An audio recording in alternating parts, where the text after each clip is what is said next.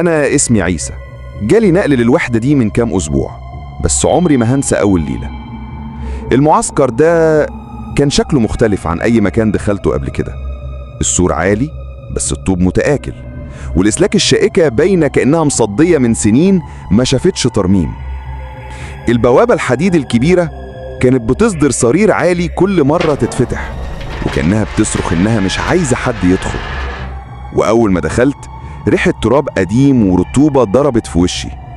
العنابر كانت شبه المقابر، سراير حديد قديمة مرمية جنب بعضها وفيها خدوش كأن في حد كان بيدق عليها بضوافر أو مسمار.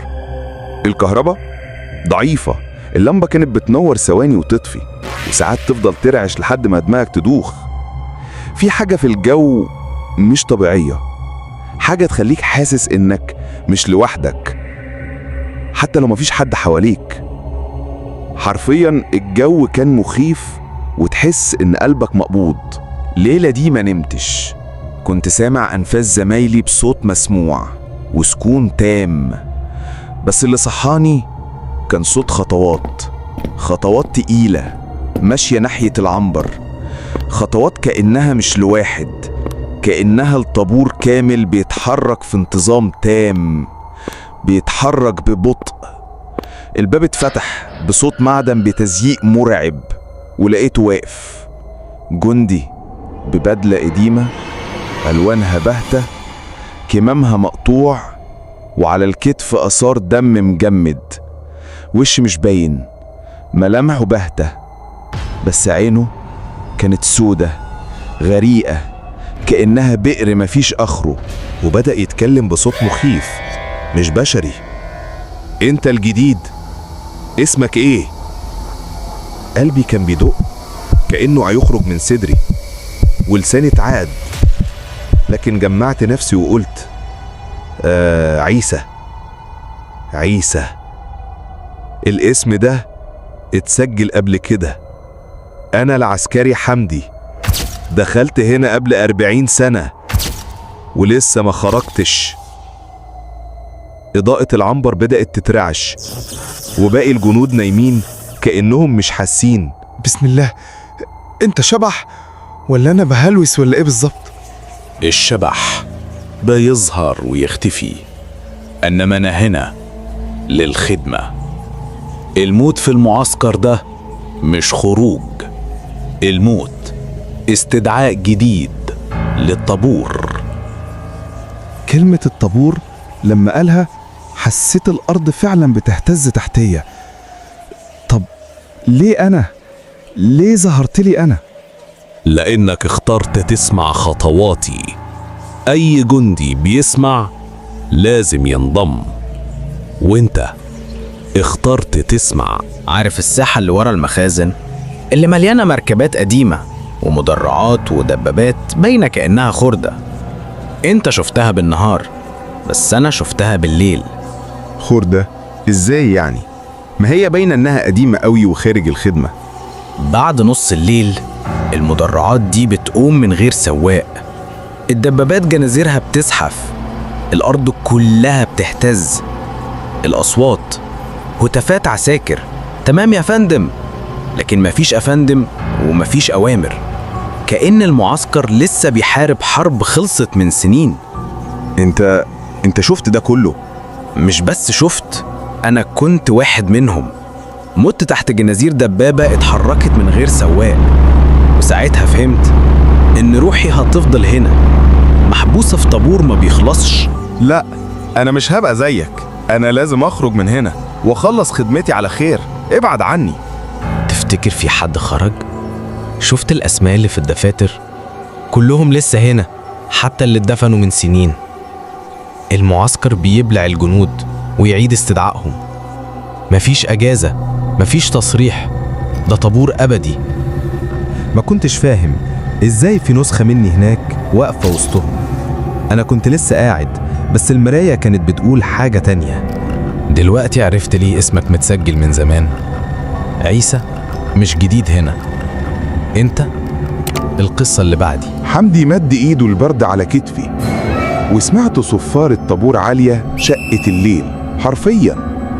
الجنود الأشباح بدأوا يتحركوا خطوة لقدام في انتظام تام وخطوات ثابتة بترج العنابر. بس ازاي محدش سامع كل ده ولا سامع غيري؟ كأن في معركة بتقوم والعساكر كلها نايمة مش حاسين. العنبر كان بيهتز، الإزاز كان بيترعش من صوت البيادات والهتاف. بدأت أصرخ لكن صوتي مش طالع. بس حمدي غطى على صوتي بصوت عالي مرعب: استعد، الطابور ابتدى. صحيت، أو افتكرت إني صحيت. رحت أبص في دفتر الحضور، لقيت اسمي متسجل وجنبه توقيع العسكري حمدي. ساعتها فهمت إن أنا بقيت جزء من الطابور، ومهما حاولت مفيش خروج. المعسكر ده مش بيرحم، هو بيربي أشباح. صحيت تاني يوم فجأة، لقيت العنبر فاضي تماما، كل السراير متوضبة كأن محدش نام فيها من سنين. الأرض كلها كانت متغطية بطبقة غبار سميكة، لكن الغريب إن كان فيه آثار أقدام حديثة ماشية ناحية الباب. كان المفروض ألاقي زمايلي نايمين، لكن العنبر كان مقبرة. حسيت إني الوحيد، أو يمكن أنا آخر واحد. دخلت مخزن الأسلحة، الأرفف مكسورة، صناديق الذخيرة متعفنة، والبنادق المصدية مرصوصة جنب بعض. فجأة واحدة من البنادق وقعت على الأرض من غير ما حد يلمسها.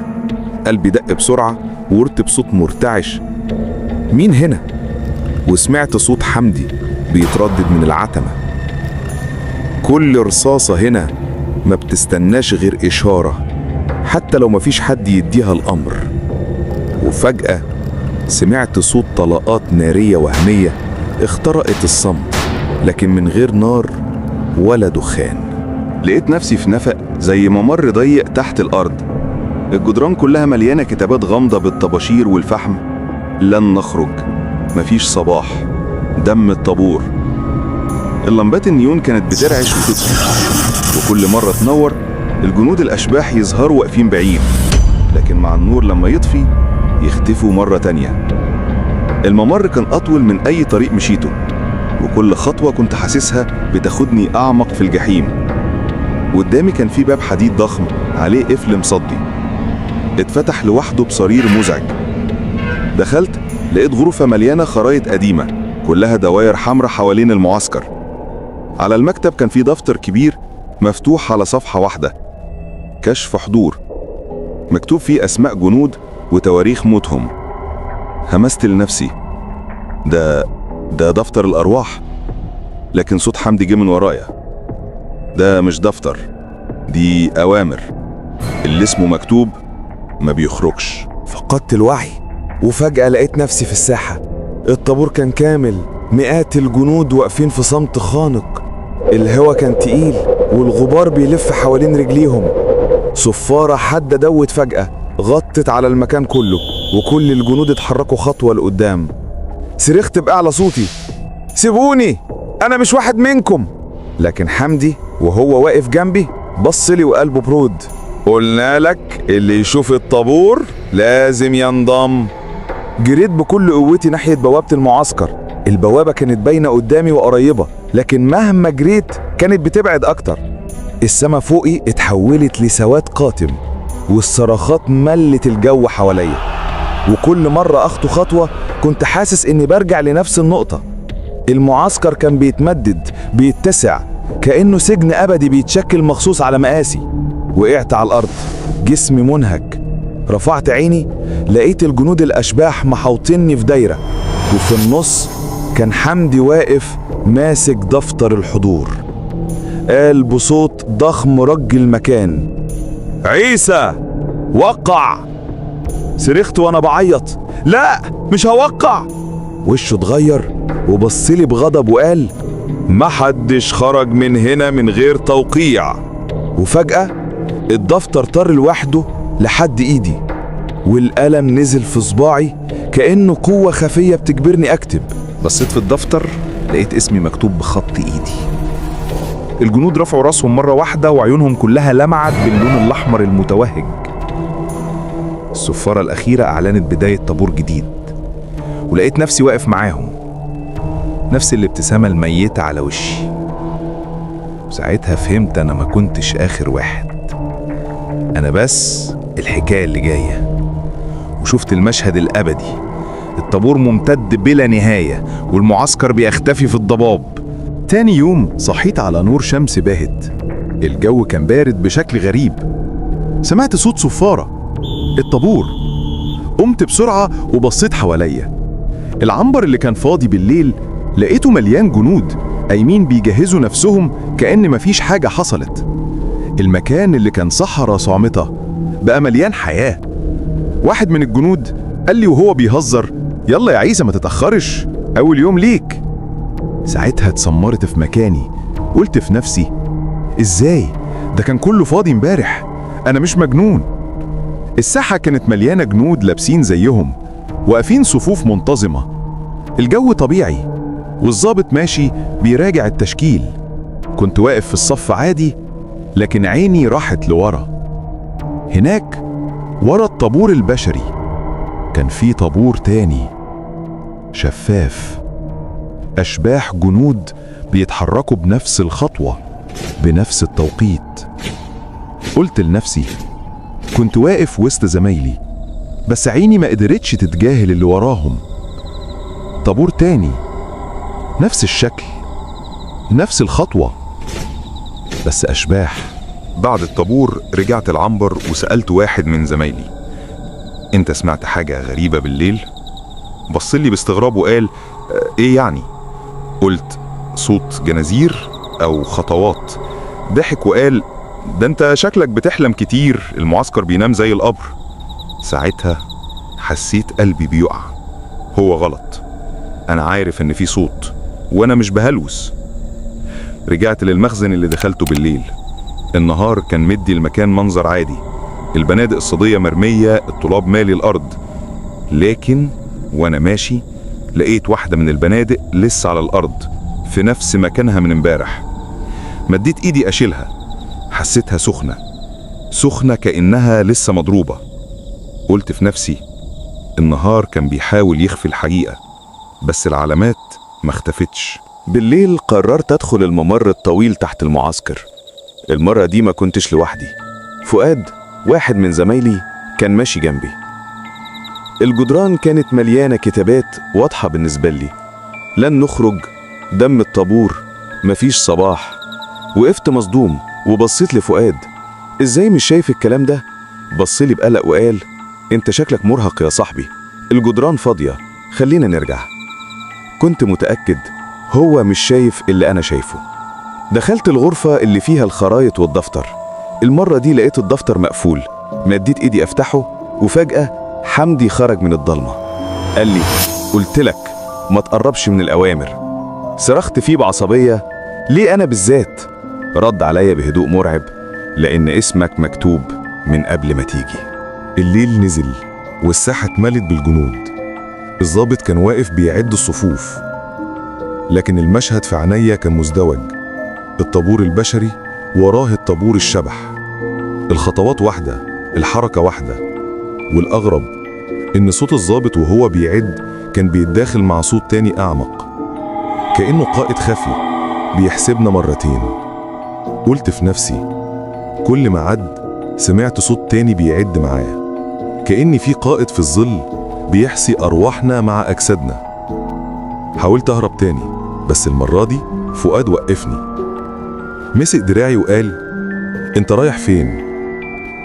بصيت في وشه، واللحظة شفته بيتحول، وش جثة باهتة، بعدها رجع طبيعي. صرخت: انت مش حي؟ ابتسم وقال وهو بيضحك: كلنا هنا في الخدمة. وصوته اتداخل مع صوت حمدي لدرجة اني معرفتش مين بيتكلم. لقيت نفسي واقف وسط الطابور المزدوج البشري والشبح. قدامي المشهد كله بدأ يتلاشى، والاتنين اندمجوا مع بعض. الجنود الأحياء بقوا أشباح، والأشباح بقوا أحياء، مفيش فرق. ساعتها عرفت الحقيقة، وقلت في نفسي بصوت حزين: فهمت متأخر إن مفيش فرق بين الأحياء والأموات في المعسكر. إحنا كلنا مجرد أسماء في دفتر واحد. أنا ما متش، أنا اتحبست، وإنت الدور جاي عليك. اشترك في القناة وتابعني واستنى التكملة والقصة الجديدة قبل ما تنادي عليك الصفارة.